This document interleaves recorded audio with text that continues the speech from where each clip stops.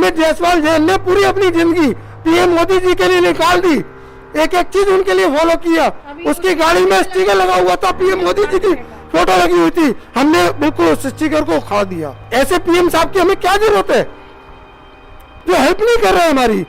आप हॉस्पिटल के लिए कुछ करिए, एक्शन लीजिए, मेरी पर्सनली आपसे रिक्वेस्ट है। सीएम योगी जी, पीएम मोदी जी, आपसे मेरी रिक्वेस्ट है, be in action. You are the first person of state, you are the first person of country, I am just begging you, come on, this is your duty. नमस्कार दोस्तों, ये अमित जायसवाल जैन की भाई है। Amit Jaiswal RSS का वर्कर था, जिनकी मौत कोविड-19 से हुई, सही समय पर मेडिकल हेल्प ना मिलने की वजह से। अमित जायसवाल को पीएम मोदी खुद फॉलो करते थे ट्विटर पर। अमित की फैमिली प्रधानमंत्री मोदी से गुहार लगाते रहे, ट्वीट करते रहे, पर कोई जवाब नहीं आया, कोई मदद नहीं मिली। खुद आप कह रहे थे कि आप बीजेपी के मेंबर हैं। हाँ बिल्कुल, मेरे पास 4 मेंबरशिप है मेरे परिवार से। और आप बहुत बड़े समर्थक थे सरकार के और मोदी जी के। बिल्कुल, कट्टर समर्थक कह सकते हो आप।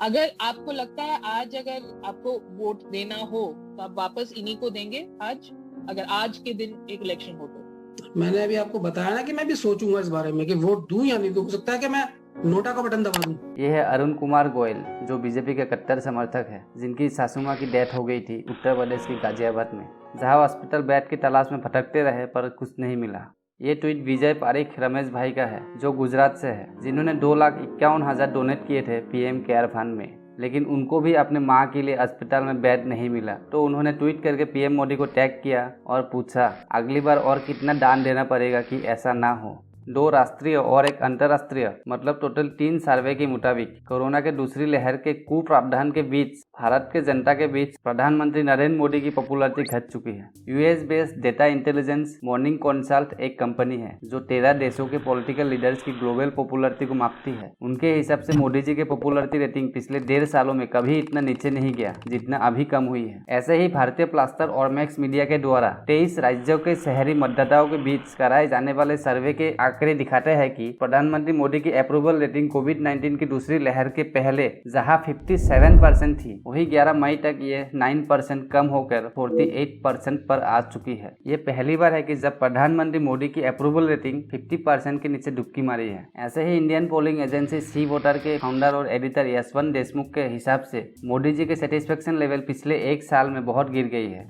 जहाँ पिछले साल 65% था, वही अब गिर के बस 37% रह गया है। यशवंत देशमुख रॉयटर को दिए हुए इंटरव्यू में कहते हैं कि पिछले 7 सालों में मोदी जी की इतनी पॉपुलैरिटी कभी नहीं गिरी जितना इस बार गिरी है। उन्होंने साथ में ये भी कहा कि प्रधानमंत्री मोदी अपने करियर की सबसे बड़ी राजनीतिक चुनौती का सामना कर रहे हैं। इसी वजह से पूरे बीजेपी और उनके अनभक्तों की टोली ब्रांड मोदी के बारे में भयानक खौफ में है, क्योंकि सरकार की क्रिटिसिज्म सिर्फ आम जनता ही नहीं बल्कि बीजेपी की खुद की पार्टी की मेंबर भी कर रहे हैं। जैसे कि यूनियन मिनिस्टर संतोष गंगवार ने यूपी के सीएम को पब्लिक लेटर लिखा, बरेली की घटिया कोविड मैनेजमेंट की क्रिटिसिज्म करते हुए। बस्ती की एमपी हरीश द्विवेदी, भदोही की एमएलए दीनानाथ भास्कर और कानपुर के एमपी सत्यादेव ने भी सीएम योगी को पब्लिक लेटर लिखा, पूरे मेडिकल सिस्टम की फेलियर दर्शाते हुए, और लिखा कि कैसे हेल्पलेस हो चुके हैं वो सारे एमएलए, क्योंकि इस कोरोना की दूसरी लहर में उत्तर प्रदेश के 4 बीजेपी एमएलए की डेथ ऑलरेडी हो चुकी है। अब इसमें इतना हैरान होने की कोई भी चीज नहीं है, क्योंकि ऐसे क्रिटिसिज्म हम पहली बार नहीं देख रहे।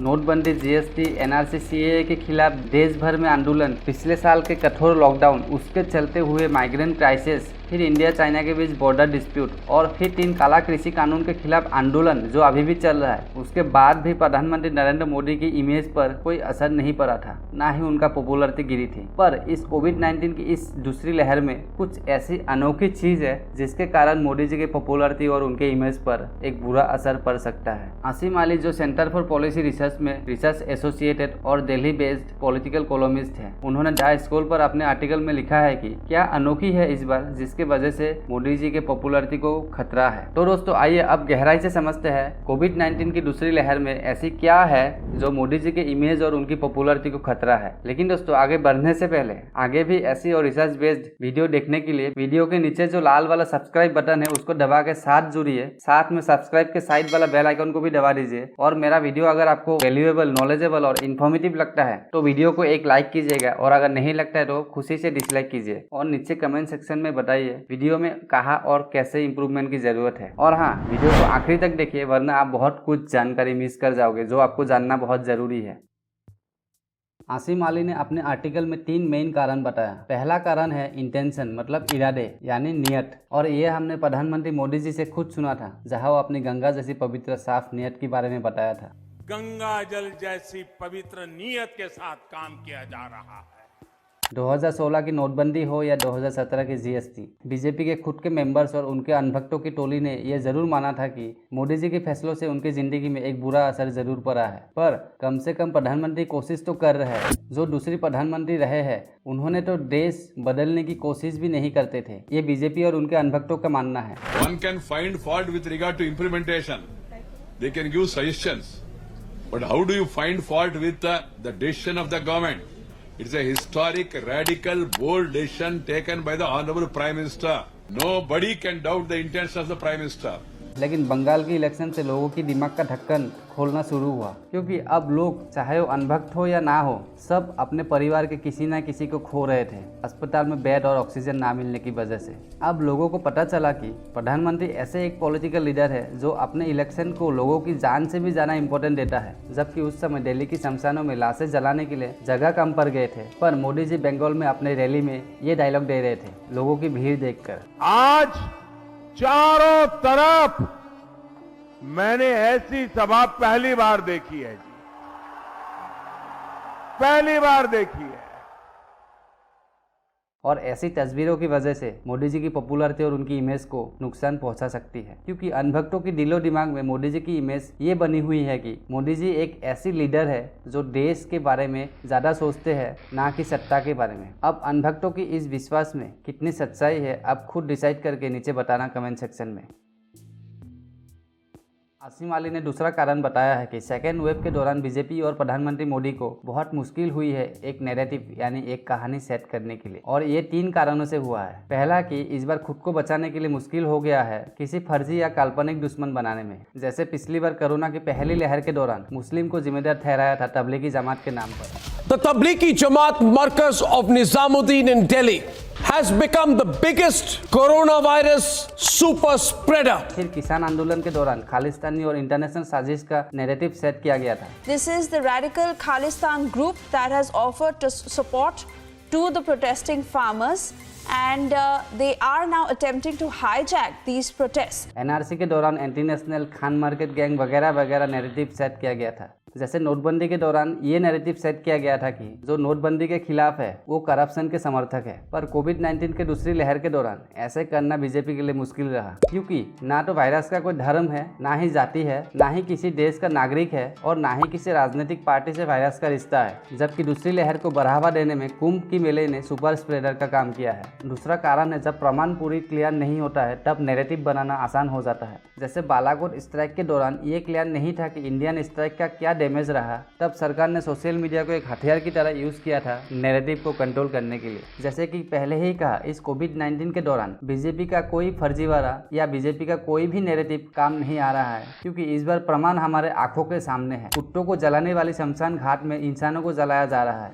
Right now we are standing at Dwarka sector 29. This is a dog crematorium, but now it has been prepared for cremations of people who have died due to COVID.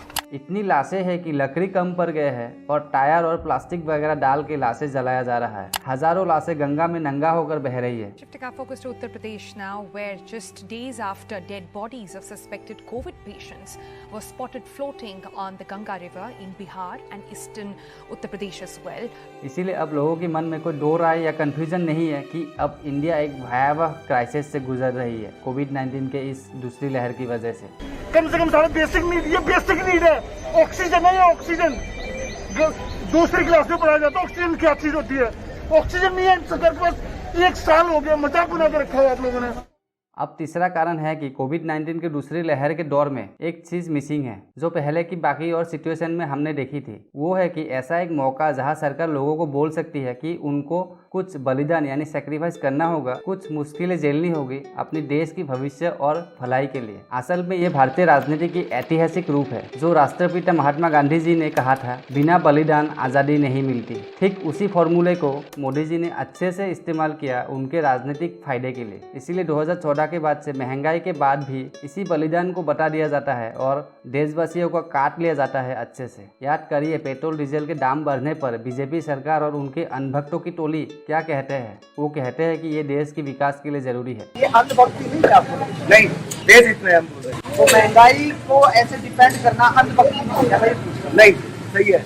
अच्छा, ऐसे बिना लॉजिक के बात करना अंधभक्ति नहीं लगता है क्या आपको? नहीं, हमारे अंधभक्ति है, सही कह रहे हैं। लॉजिक क्या है इसके पीछे, समझ नहीं आ रहा। जीरो से सही है भैया, जो भी कुछ हो रहा है सही हो रहा है, बहुत बढ़िया हो रहा है, देश की रक्षा हो रही है, बढ़िया।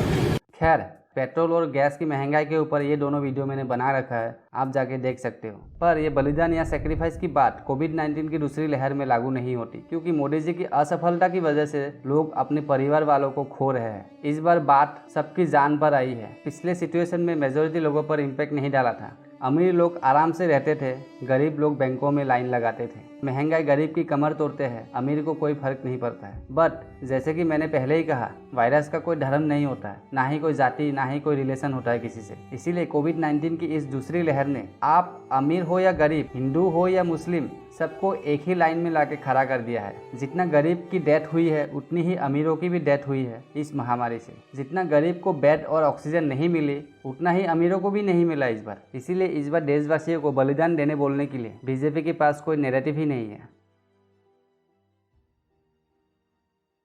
तीसरा कारण है कि इस महामारी से हमारे समाज के एक भाग पर बहुत बुरा असर पड़ा है। वो ऐसा भाग है जिस पर हमारा देश बहुत हद तक टिका हुआ है और मीडिया के मुद्दे भी इसी समाज के भाग के हिसाब से ही डिसाइड होती है। वो भाग है अर्बन, मिडिल और अपर क्लास। और यही भाग मोदी जी के सबसे पैशनेट सपोर्टर्स में से एक है, जो नागेश प्रभु ने अपने बुक मिडिल क्लास, मीडिया और मोदी में लिखा है। उन्होंने लिखा है कि इंडिया के मिडिल क्लास में एक उत्साह और एक आशा जग गया था अन्ना हजारे की एंटी करप्शन आंदोलन के बाद, और इसी एनर्जी को मोदी जी ने यूज किया था 2014 और 2019 की इलेक्शन में सोशल मीडिया और नेशनल मीडिया को यूज करके। यहाँ तक कि बीजेपी का सबसे ज्यादा हाईएस्ट वोट शेयर मिडिल और अपर मिडिल क्लासेस से ही आते हैं, क्योंकि मोदी जी की जो इमेज है वो इसी भाग के लोगों को स्पेशली भाती है। जैसे कि एक नौजवान जो बीजेपी के एक्टिव मेंबर है, उन्होंने टाइम मैगजीन के एक इंटरव्यू में बताया है कि मोदी जी टैक्स सेवी है, बिजनेस फ्रेंडली है और फॉरवर्ड लुकिंग है। दरअसल हमारे देश में एक दिक्कत है, मिडिल क्लास और अपर क्लास के लोग अपने हिसाब से एडजस्ट हो जाते हैं, और इसी एडजस्ट होने की मेथड को हमारे देसी भाषा में बोलते हैं जुगाड़, जिसको इंग्लिश में मेक शिफ्टर कहते हैं, जिसको शायद एक गरीब यानी लोअर क्लास की व्यक्ति बोलेगा प्रिविलेज यानी विशेष अधिकार। जैसे अपने मन पसंदीदा किसी स्कूल या कॉलेज में एडमिशन लेना हो, या ड्राइविंग लाइसेंस बनवाना हो, या पासपोर्ट बनाना हो, अपने नेटवर्क के जरिए मिडिल और अपर क्लास वाले लोग समस्या का हल ढूंढ लेते हैं और जल्दी काम करवा लेते हैं, जिसके लिए एक गरीब व्यक्ति को हर दिन लड़ना पड़ता है, हर दिन लाइन में लगना पड़ता है। और यही जुगाड़ हमें नोटबंदी के दौरान भी देखा था।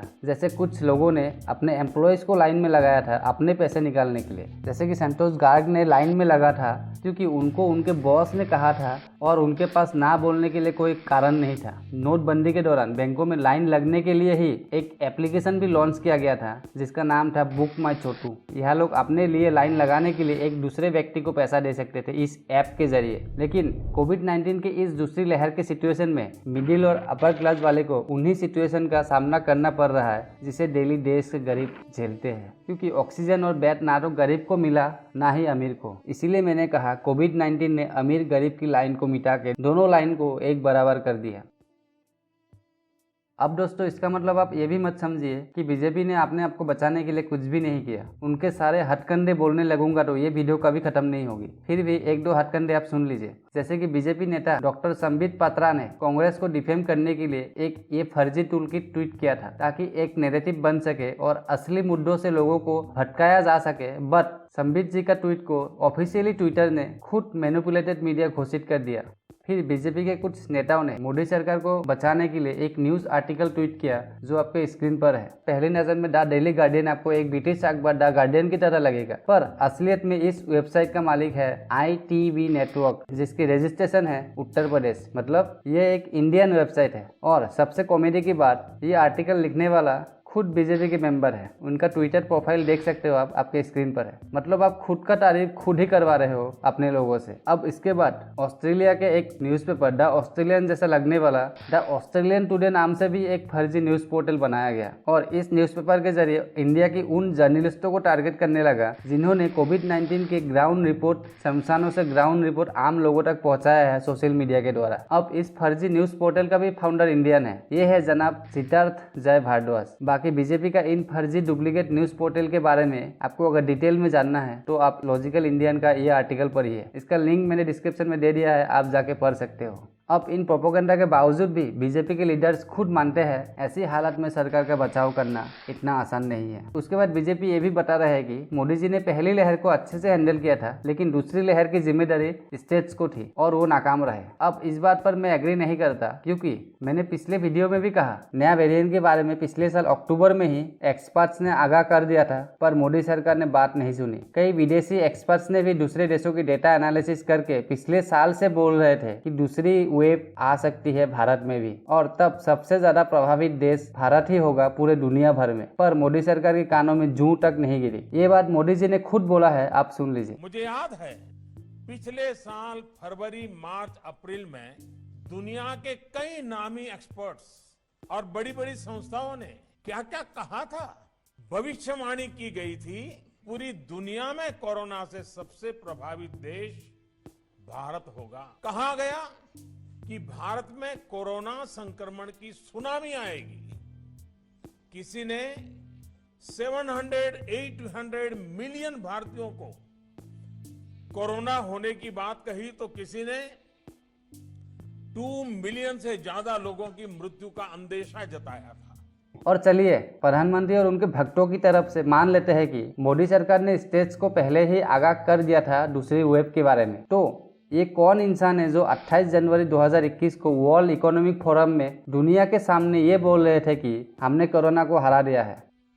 जिस देश में विश्व की 18% आबादी रहती हो, उस देश ने कोरोना पर प्रभावी नियंत्रण करके पूरी दुनिया को, मानवता को बड़ी त्रासदी से भी बचाया है।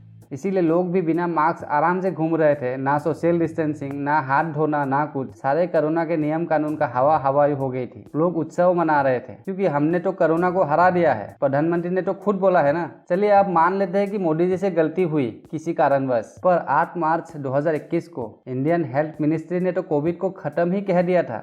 Officials have blamed COVID inappropriate behavior, yet today the health minister announced India was seeing the end game of the COVID pandemic. तो फिर मोदी जी आपने आगाह किसको किया था? किस देश के स्टेट्स को आपने दूसरी लहर के बारे में आगाह किया था? क्योंकि आपने भी कहा, आपके हेल्थ मंत्रालय ने भी कहा कि कोरोना खत्म हो चुका है। अगर कोविड खत्म ही हो गया था तो आप आगाह किसको कर रहे थे? चलो ये भी मान लेते हैं कि आपकी हेल्थ मिनिस्ट्री से गलती हो गए थे। तो फिर स्टेट्स को आगाह करने के बाद आपने बंगाल में इतनी बड़ी बड़ी रैलियां क्यों किए? आपने कुंभ मेले का आयोजन क्यों करवाए? अगर आपने स्टेट्स को पहले ही आगाह करा दिए थे तो इस बार प्रधानमंत्री हर तरफ से गलत साइड में खड़े हैं। तो हाँ, ये जिम्मेदारी स्टेट से पहले आपका था मोदी जी। सोशल मीडिया में सरकार से ऑक्सीजन और अस्पताल में बेड की कमी के लिए क्रिटिसाइज करने वाले ट्विटर अकाउंट्स को डिलीट करवाया गया सरकार की तरफ से। उत्तर प्रदेश में तो योगी ने यहाँ तक बोल दिया था कि अगर कोई ऑक्सीजन की कमी का रूमर्स फैलाएंगे तो उनके ऊपर देशद्रोह का आरोप लगा दिया जाएगा और उनकी प्रॉपर्टी को भी जब्त कर लिया जाएगा। क्योंकि योगी के मुताबिक उत्तर प्रदेश में ऑक्सीजन की कोई कमी नहीं है, भरपूर ऑक्सीजन है उत्तर प्रदेश में। बीजेपी ने अपने आप को बचाने के लिए ऐसे ऐसे हथकंडे अपनाए जो अपने ही देश के नागरिक के खिलाफ है। और हाँ, ये तो कुछ भी नहीं है, इससे ज्यादा क्रिटिसिज्म और बढ़ सकती है जब ये दूसरी लहर का इकोनॉमिक इम्पैक्ट का डेटा आएगा। बेरोजगारी का तो आप पूछिए मत। दोस्तों, आप सबने गजनी मूवी देखे होंगे, उसमें एक बीमारी को दिखाया गया था। बीमारी का नाम था शॉर्ट टर्म मेमोरी, मतलब भूलने की बीमारी। हमारे देश के लोग भी शॉर्ट टर्म मेमोरी वाली बीमारी से ग्रसित है, क्योंकि इलेक्शन 2024 यानी 3 साल बाद है और तब तक लोग ये सब भूल जाएंगे और 2024 आते आते लोग फिर से वही हिंदू मुस्लिम मंदिर मस्जिद के चक्कर में फंस जाएंगे। लेकिन ऐसा नहीं होगा अगर हमारी निकम्मी अपोजिशन पार्टीज इन मुद्दों को आगे लेकर जाती है, क्योंकि ऐसे ही चीजों से प्रधानमंत्री मोदी ने 2014 की इलेक्शन जीता था, जहां वो करप्शन, टेररिज्म और महंगाई के मुद्दों से कांग्रेस को धो डाले थे। पर हमें यह भी ध्यान रखना होगा, प्रधानमंत्री मोदी कोई मामूली इंसान नहीं है, वो once in a lifetime politician है। नोटबंदी, GST, article 370, CAA, NRC, lockdown, migrant crisis, बेरोजगारी के बावजूद वो पॉपुलर रहे। इसीलिए मुझे कोई भी शॉकिंग नहीं होगा अगर ये दूसरी लहर के बाद भी उनकी पॉपुलरिटी फिर से पहले जैसा हो जाए, क्योंकि मैंने पहले ही कहा भारत के लोग शॉर्ट टर्म मेमोरी से ग्रसित है। पर कोविड-19 भी once in a lifetime event है। अब क्या हमारे निकम्मी और मुर्दा अपोजिशन और हमारी गोदी मीडिया लोगों की दर्द और दुखों को जिंदा रख पाएंगे या नहीं, यही डिसाइड करेगा कि प्रधानमंत्री मोदी की पॉपुलरिटी पर कोविड-19 का क्या असर पड़ता है।